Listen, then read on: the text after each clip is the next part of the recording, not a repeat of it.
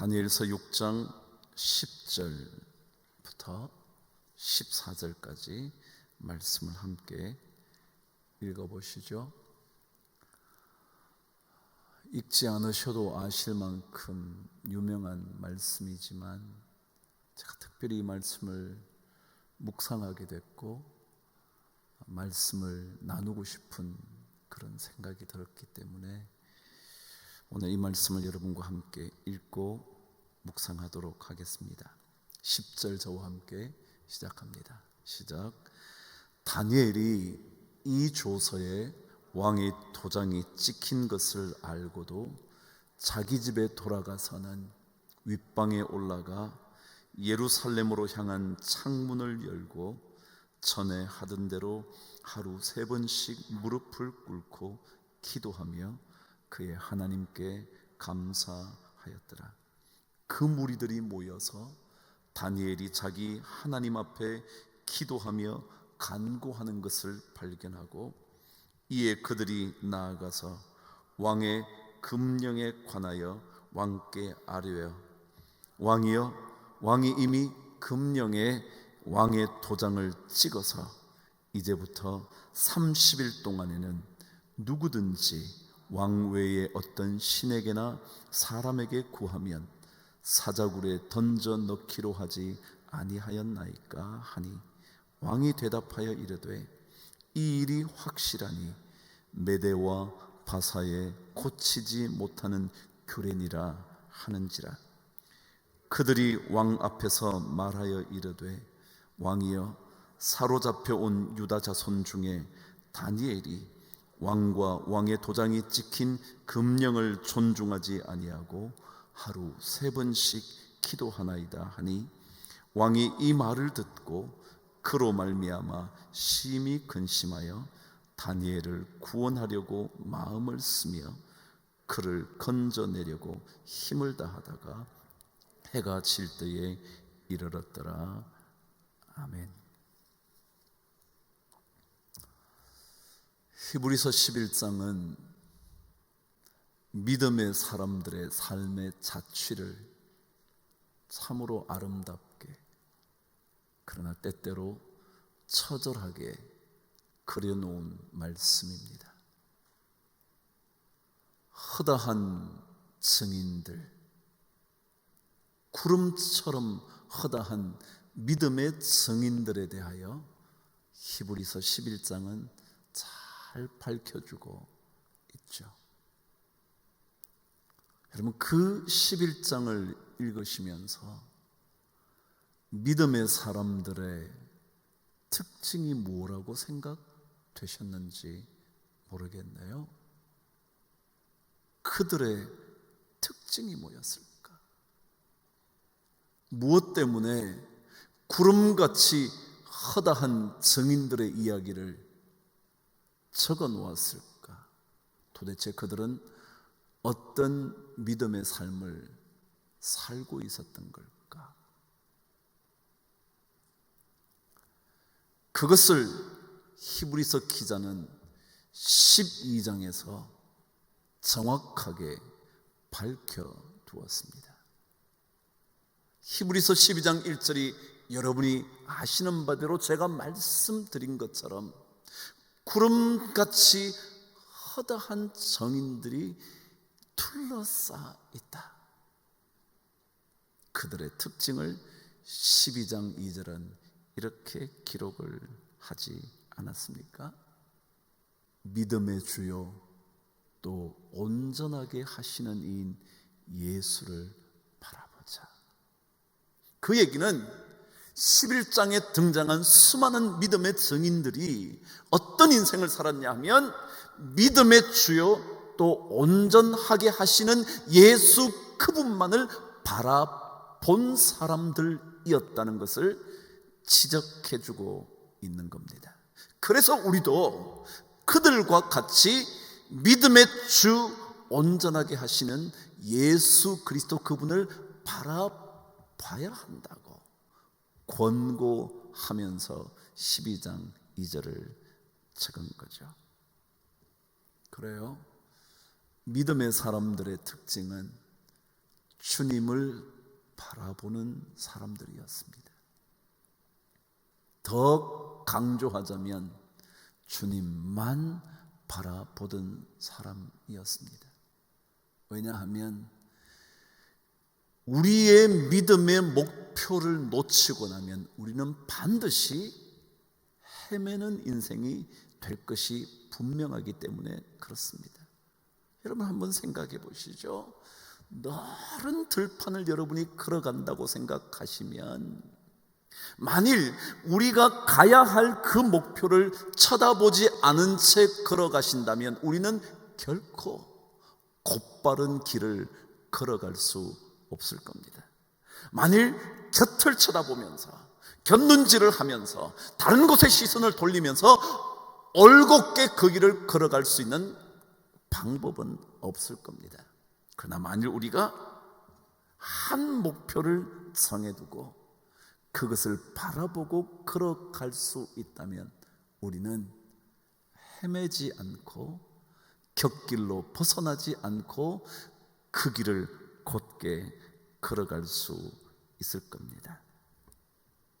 그래서 히브리서 11장에는 보이지 않는 그분을 보는 것처럼 그들이 걸어갔다. 그 예수 그분만 바라보면서 라고 기록을 하고 있습니다. 믿음은 그분만 바라보며 묵묵하게 걸어가는 겁니다. 힘든 일이 있어도 포기해야 할 상황일 것 같아도 도저히 주님 바라볼 여력이 남아있지 않다고 할지라도 여러 상황이 우리를 예수 바라보지 못하게 만든다 할지라도 우리는 끊임없이 믿음의 처음 시작자이시며 그 믿음을 온전하게 해주시는 하나님 그분을 바라보는 것, 그 길을 걷는 것이 믿음의 길일 겁니다. 만일 그 예수 한 분을 바라보고 가는 사람, 그 믿음의 사람들의 또 다른 특징을 2절에서는 계속해서 이렇게 가르쳐 줍니다. 그는 그 앞에 있는 기쁨을 위하여 십자가를 참으사 부끄러움을 개의치 아니하시더니 하나님 보좌 우편에 앉으셨느니라. 그랬어요. 예수 그리스도만 바라보고 가는 사람의 또 다른 믿음의 사람들의 특징은 뭐냐 하면 우리에게 주어지는 십자가를 개의치 않는다. 다시 말하면 묵묵히 십자가가 있음에도 불구하고 그 십자가를 치고 걸어간다 라는 거죠. 힘든 상황 속에서도 주님을 바라보면서 고난의 십자가를 치고 따라가는 거예요. 우리 이런 찬송을 불러보셨잖아요. 내일은 난 몰라요. 하루하루 살아요. 그 가사에 여러분 이렇게 돼 있잖아요. 주님 가신 그의 길 뭐라고요? 힘이 들고 어려워도 뭐하며 간다고요? 찬송하며 갑니다. 우리 찬송 한번 불러보시죠. 내일은 난 몰라요. 하루하루 살아요. 불행이나 여행함도 내 뜻대로 못해요. 험한 이 길 가도 끝은 없고 보네요. 주님 예수 팔레미사 내 손 잡아주소서. 내일이 난 몰라요. 장래일도 몰라요. 아버지여 날 붙드사 평탄한 길 주옵소서. 이절 한번 불러보실래요? 좁은 이 길 진리의 길 주님 가신 그의 길 힘이 들고 어려워도 찬송하며 갑니다. 성령이 여금성을 항상 들려주소서. 내 마음은 평했어요. 변치 말게 하소서. 내일은 난 몰라요. 장래일도 몰라요. 아버지여 아버지여 주신 소명 이루소서. 그래요. 믿음의 길이라는 거는요, 힘든 일을 만나도 뚜벅뚜벅 한 걸음씩 그 길을 주님 바라보며 걷는 거잖아요. 다니엘이 그런 사람이었습니다. 다니엘을 시기했던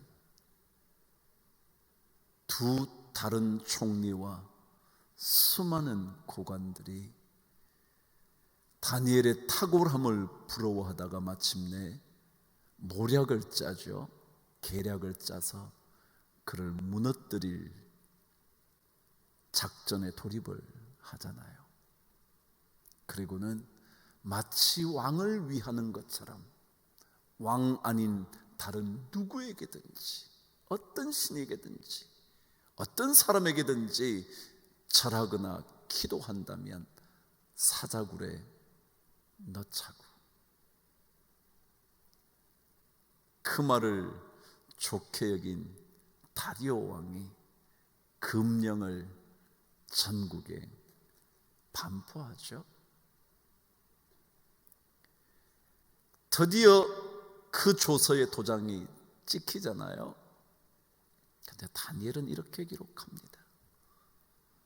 왕의 도장 의인이 그 조서에 찍힌 것을 알았지만 그는 집으로 돌아가 윗방에 있는 예루살렘을 향한 창문을 향하여 전에 하던 대로 하루 3번씩 기도했대요. 하나님께 기도하고 감사했대요. 다니엘은 어떤 사람이었냐 하면 주님 한 분만을 바라보면서 자신이 이제껏 걸어왔던 그 길을 계속 걷는 겁니다. 그렇게 걸어가는 거죠. 소란스럽지도 않습니다. 요란법석하지도 않습니다. 왜 이렇게 됐느냐고 따져들지도 않습니다. 그냥 그 길 가는 겁니다. 너무 떠버릴 거 없잖아요. 각자의 믿음의 길 한 걸음 한 걸음 걸어가면 되는데요. 주님께서 잡히실 때의 이야기가 복음서에 기록되어 있습니다. 가룟 유다가 군병들과 다 미리 짜놓은 각본대로 주님께 나오잖아요. 그것을 아시던 주님께서 이렇게 얘기하십니다. 친구여, 내가 무엇을 하려고 왔는지 행하라. 가룟 유다에게 무슨 다른 얘기를 하지 않습니다. 왜 배반을 하냐? 돈이 그렇게 좋았냐? 도대체 이제껏 무엇을 믿고 여기까지 왔냐? 그런 얘기 전혀 없습니다. 주님은 친구여, 내가 무엇을 하려고 하는지 그것을 행하라고. 조용히 침묵하면서 믿음의 길을 걸어가는 것이 우리의 본분일 것 같습니다. 힘이 들고 어렵지만 다니엘은 분명히 알고 있었습니다. 도장이 찍혔다는 그 사실보다 다른 사람에게, 다른 신에게 절하거나 기도하면 사자굴에 던져진다는 그 십자가를 알고 있었습니다. 그리고 30일만 참았다면 아무 일 없었을 겁니다. 왜요? 30일 동안 왕 외에 다른 신이나 사람에게 절하면 집어넣자 그랬거든요. 30일만 모른 척 지나가면 되는 거잖아요. 그런데 다니엘은 그냥 그 길 걷습니다. 그게 믿음의 사람의 길이거든요. 오늘 방송을 통해서 예배드리는 우리 성도님들과 이 자리에 오신 성도님들 함께 우리는 다 믿음의 길을 걷습니다. 조용히 나라를 위하여 기도하면서 우리의 신앙을 다시 한번 돌아보면서 조용히 그 길 걷는 거예요. 다니엘처럼. 그것이 믿음의 사람의 삶의 모습이거든요. 조용히 그 길을 걷는 사람들은 무슨 생각을 하느냐 하면 자신에게 다가올 이익과 불이익, 유분리를 떠나 유리할지 분리할지를 다 떠나서 예수를 따라갑니다. 하나님을 먼저 생각하는 거죠. 지금 이렇게 하면, 지금 예루살렘 예루살렘을 향하여 난 창문을 바라보며 기도하면 어떻게 될 것이라는 그 사실을 알고 있지만, 그것이 나에게 불리해질 것이라는 것을 알게 되지만, 자기의 총리직이 다 뺏겨버릴 것이라는 것을 알고 있지만, 그것과 관계없이 우리는 주님 쫓아가는 거거든요. 주님 쫓아가는 거죠. 우리는 다 이익에 민감하잖아요. 자신에게 유리한지 불리한지를 다 따져보잖아요. 친구를 사귈 때도 그렇고요, 사람을 만날 때도 그렇고요, 사업을 할 때도요. 다 이것이 나에게 유리할지 아닐지를 따지잖아요. 그래, 그것도 나쁘지는 않을지 몰라요. 그러나 신앙생활을 하는 일에는 불리함과 유리함에 따라서 내 인생을 결정하지 않아요. 우리는 그냥 주님 보는 거죠. 하던 대로 그것이 우리에게 어떤 결과를 가져오든지 관계없이 그냥 그 길을 걸어가 보는 거예요. 유난스럽지도 않게. 베드로는 흥분해서 대제사장의 종의 귀를 칼로 자르지만 주님은 그런 것 중요하지 않다고 생각해요. 주님께서 이렇게 말하잖아요. 이것까지 참으라 라고 말씀하시면서 그 종의 귀를 고쳐주시잖아요. 맞아, 지금 그럴 때야 그렇게 흥분해야 돼 라고 말하지 않아요. 그냥 그 길 가는 거예요. 십자가의 길인데도 그런 거 우리가 배워보는 거죠. 이게 믿음의 길이기 때문에 그렇죠. 그리고 그 믿음의 사람들은 예루살렘을 향하여 난 창문을 열고 기도해요. 여러분, 예루살렘을 향했다는 게 뭐예요? 거기에 누가 계시는데요? 하나님이 계시잖아요. 그러니까 우리는 하나님을 향하여 가능성의 창문을 다 여는 거예요. 다른 것을 향하여 우리의 마음이 쏠리는 게 아니고요, 하나님이 계시는 하나님 그분을 향하여 우리의 마음이 열려지는 거예요. 왜냐하면 그분께만 가능성이 있거든요.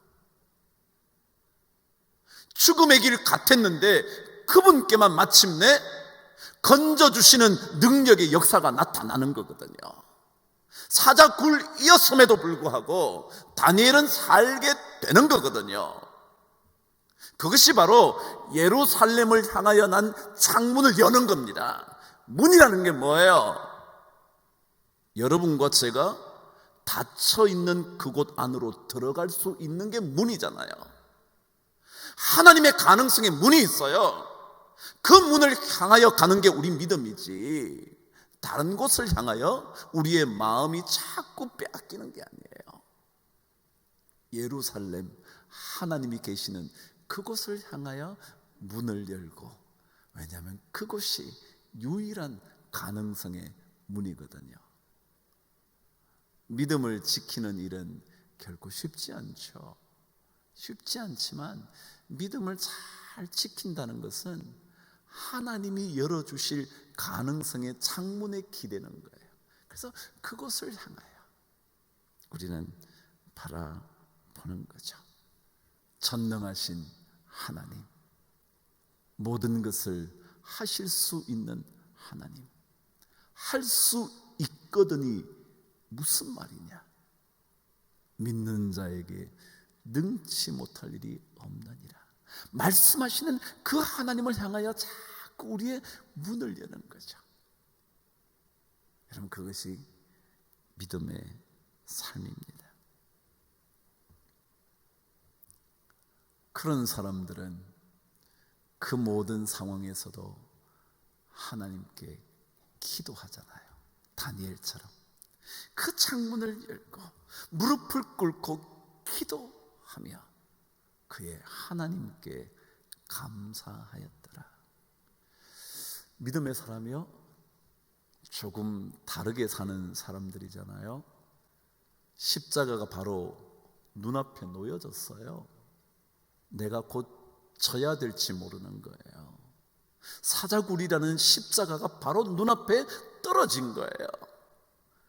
그럼에도 불구하고 기도하면서 감사해요. 뭘 감사할 일이 있다고요?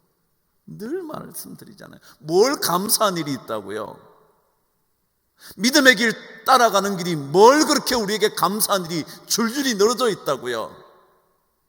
십자가가 바로 눈앞인데 뭘 감사하겠어요? 그런데 다니엘은, 믿음의 길을 가는 사람들은 십자가를 눈앞에 두고도 기도하면서 감사하는 거예요. 왜냐하면 그 감사의 기도에는 역사하는 힘이 있거든요. 그걸 믿거든요. 의인의 기도는 역사하는 힘이 있다 그러잖아요. 그게 다니엘은 알고 있는 거예요. 아니요, 이미 여러분, 다니엘은 경험했잖아요. 그들의 친구들이 풀무불에서도 건짐을 받는다는 건 경험했잖아요. 사자굴, 뭐 어때요? 하나님의 역사가 나타나겠죠. 그것이 우리의 믿음의 삶이죠. 그렇게 살 때라야 다른 사람들이 우리를 보면서 하나님의 사람인 것을 알아요. 그렇지 않고는 몰라요. 똑같거든요. 유분리 앞에 유리함을 쫓아간다든지, 십자가 앞에서 십자가를 포기한다든지, 어려움 가운데서 예루살렘을 향하여 창문을 열지 않고 다른 곳을 향하여 문을 연다든지, 그는 누구든지 하는 거거든요. 그러니까 그 사람이 예수의 사람인지 믿음의 사람인지 아무도 모르는 거예요. 그런데 만일 우리가 이런 삶을 살면 다 보게 돼요. 오늘 말씀 그대로 그 무리들이 모여서 다니엘이 자기 하나님 앞에 기도하고 간구하는 것을 발견하는 거예요. 아, 저 사람이 진짜 저런 거구나, 저런 거구나. 죽일 기회가 왔다고 생각했지만 그들은 다니엘의 그 모습을 본 거예요. 믿음의 사람의 모습을 본 거죠. 우리 다 그런 사람들이에요. 비록 이 자리에 나오지 못해도요, 방송으로 예배를 드리면서 하나님을 찾는 사람들이요, 보는 거예요. 다. 여러분, 요즘 회사에 가면 그런 데잖아요. 당신 교회 갔다 왔어? 당신 교회 가면 우리 회사 못 나와? 그런다잖아요. 여러분, 이때일수록 그리스도인들이 더 그리스도인답게 되어지는 멋진 기회일 거라 생각해요. 여러분, 조심하시고요, 관리 잘 하시고요, 그래서 남에게 피해가 되지 않도록. 우리가 신천지 아니잖아요. 우리는 진짜 우리 교회 들어오는 사람 한 사람도 빠짐없이 다 마스크를 써요. 집사님, 서 집사님 빨리 껴셔. 안 끼시면 또 오해하니까. 다 그래도 이렇게 다 안심이 되도록 애를 쓰고 정말 그러면서 우리가 살잖아요. 근데 이게 우리가 이 코로나 바이러스를 지는 지가 아니잖아요. 그래서 이런 기회에 더 예수의 사람들이 진짜 믿음의 모습을 잘 보여주는 게 참 중요한 것 같아요. 전 두려운 게 그거예요. 주변에 막 민원이 들어온대요. 여러분, 정말 주의하시기를 바랍니다. 그럼 언제인가 이런 때가 올지도 몰라요. 민원이 들어오면 교회 문 닫아야 할지도 몰라요. 그러니까 여러분이 잘 믿음의 길을 지켜야 돼요. 이 믿음의 길을 놓치면 우리 언제인가 이 예배의 자리가 완전히 무너질지 몰라요. 다니엘이요, 믿음의 길 뚜벅뚜벅 걸어가요. 조금도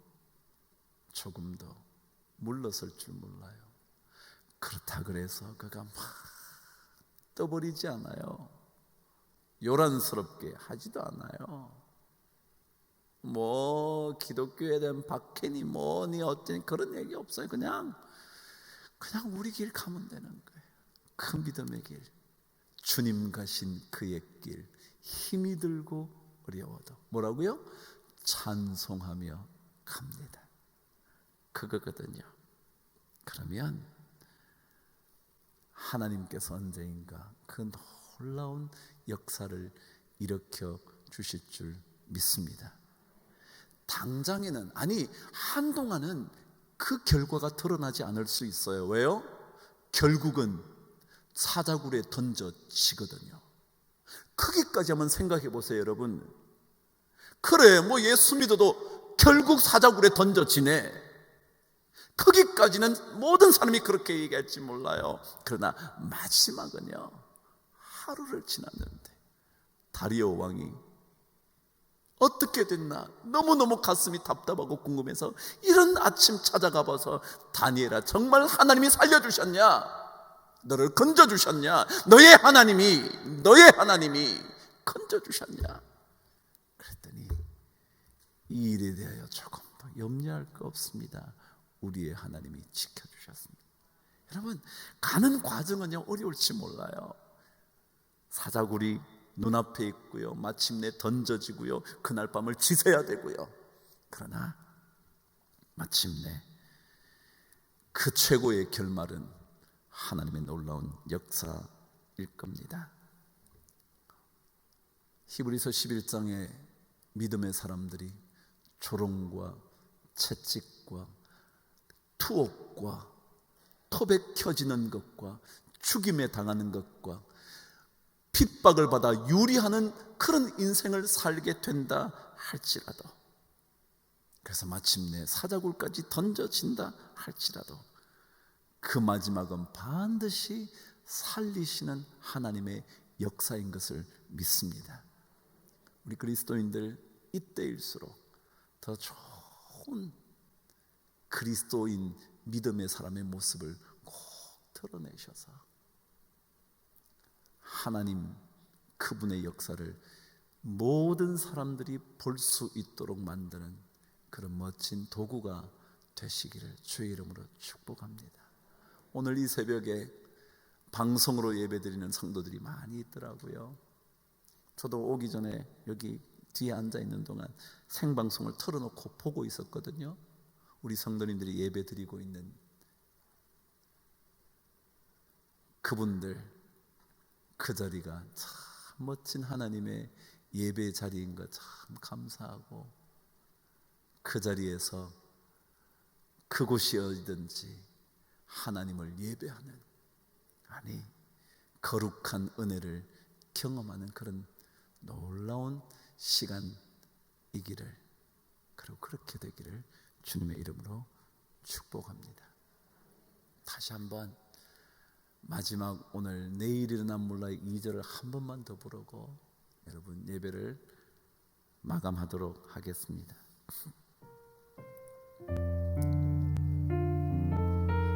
좁은 이 길 진리의 길, 좁은 이 길 진리의 길, 주님 가셨던 주님 가신 그의 길, 힘이 들고 어려워도 찬송하며 갑니다.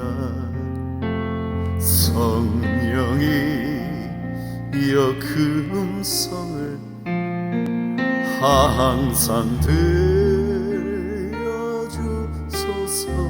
내 마음은 정했어요. 내 마음은 정했어요. 변치 말게 하소서. 내일은 나 몰라요. 장래일도 몰라요. 아버지여 아버지여 주신 소명 이루소서.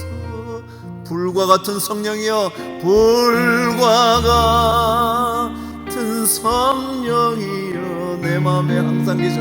내 마음에 항상 계. 천국 가는 그날까지, 천국 가는 그날까지 주여 지켜주. 다시 한번 불과 같은 성령, 불과 같은 성령이여, 내 맘에 항상 계셔. 천국 가는 그날까지 주여 지켜주옵소서. 하나님 아버지, 다니엘처럼 믿음의 허다한 성인들처럼 주님 한 분만 바라보며 뚜벅뚜벅 걸어가게 하여 주시옵소서. 고난이, 십자가가, 고통이 내 앞에 선명하게 보여진다 할지라도 하나님께 무릎을 꿇고 기도하며 찬송하며 그 길 잘 걷게 하여 주시옵소서. 하나님, 이 믿음의 길 우리 모두 저버리지 않고 주님의 길을 잘 걸어가서 많은 사람들에게 예수 그분의 능력을 보여줄 수 있도록 도와주옵소서. 이 아침에 방송을 통하여 예배드리는 많은 성도님들, 하나님 정말 그 자리가 거룩한 은혜를 향하는 거룩한 처소, 완전하신 하나님을 기대하는 처소, 그곳이 예루살렘을 향하여 난 창문을 열고 하나님을 바라보는 그 다락방이 꼭 되게 하여 주셔서 하나님께서 건져주시는 역사를 체험할 수 있도록 도와주옵소서. 하나님, 다시 한번 이 나라를 위하여 기도합니다. 하나님, 나라가 너무 힘듭니다. 질병으로만이 아니라 여러 사업체들이 질병으로 인하여 무너지고 있습니다. 하나님 아버지, 이 나라를 주님 꼭 건져주시옵소서. 하나님, 우리 그리스도인들의 간절한 눈물의 기도를 주님 받으셔서 하나님 앞에 겸비하여 무릎을 꿇고 기도할 때 이 나라를 주님께서 건져 주시옵소서. 치유하여 주시옵소서. 주님께서 하루속히 이 질병에서 벗어나도록 주여 긍휼을 베풀어 주시옵소서. 하나님, 우리 성도님들 각자 흩어진 자리에서 예수의 사람이 부끄럽지 않게 하여 주시고, 예수의 사람으로 사는 것이 오히려 큰 영광이 되고 자랑거리가 되도록 꼭 붙잡아 주시옵소서. 하나님 아버지, 하나님 아버지, 이 교회를 주님 날마다 주의 불기둥, 구름기둥, 주의 능력의 팔로 붙잡아 주시고 보호하여 주시고 주님께서 산성이 되어 주시옵소서. 하나님, 이 교회가 하나님의 영광을 가리는 일이 없도록 주님 다시 한번 간구하오니 주님 도와 주시옵소서. 하나님 아버지, 특별히 우리 연약한 성도님들을 주님 긍휼히 여기시고 눈물의 기도를 받으시고 그들을 주님 고쳐주시고 그들의 모든 아픔 속에 하나님 아버지의 긍휼하심이 차고 흘러 넘치도록 도와주시옵소서. 하나님, 내일 주님의 날입니다. 내일도 많은 성도님들이 각자의 자리에서 예배를 드릴 때 하나님, 그곳이 성령의 뜨거운 공간이 되게 하여 주시고 마가의 다락방이 되게 하여 주시고 눈물로 기도하는 성도들이 그곳을 하나님의 베델의 자리로 바꾸어가게 하여 주시옵소서. 내일도 이 성전을 찾는 성도님들이 계시다면 하나님 아버지, 그들이 어려움 겪지 않도록 주님께서 꼭 지켜주시옵소서. 질병으로부터 주님 막아주시옵소서. 전염병으로부터 주님 구해주시옵소서. 어려움이 생기지 않도록 주님께서 도와주옵소서. 하나님 아버지, 이 일로 인하여 이 교회가 걸림돌이 되지 않도록 주여 지켜주시옵소서. 성령이여 그 음성을 항상 들려주셔서 천국 가는 그날까지 주여 우리를 지켜주시옵소서. 하나님 아버지, 우리에게 이 믿음이 있는 것 참 감사합니다. 초대 교회처럼 핍박은 없지만 그러나 알게 모르게 주님을 향한 수많은 비난의 화산들이 많은데, 이럴 때일수록 아버지 하나님이여 그리스도인다운 아름다운 믿음의 본을 보여줌으로 말미암아 세상 사람들이 하나님을 깨달아 알 수 있도록 주여 큰 전도의 기회가 되도록 축복하여 주시옵소서. 우리 교회를 지켜주시는, 우리 교회를 붙잡아 주시는, 곳곳에 흩어져서 예배드리는 성도들의 삶을 붙잡아 주시는, 보호하시고 긍휼히 여기시고 은혜를 베푸시고 사유하여 주시고 고쳐주시는 하나님의 큰 은혜가 우리 모든 성도들에게 넘치게 하여 주시옵소서. 오늘 3월의 첫날 예배를 드립니다. 하나님, 우리 성도들이 간절히 기도한 것들 한 달 동안 잘 지켜가도록 성령이여 또다시 한번 우리에게 능력이 되어 주옵소서. 연약한 성도들을 다시 한번 위하여 간구하오니 그들을 주께서 반드시 오른팔로 붙잡아 일으켜 주시옵소서. 감사를 드리며 우리 주 예수 그리스도 이름으로 기도드리옵나이다. 아멘.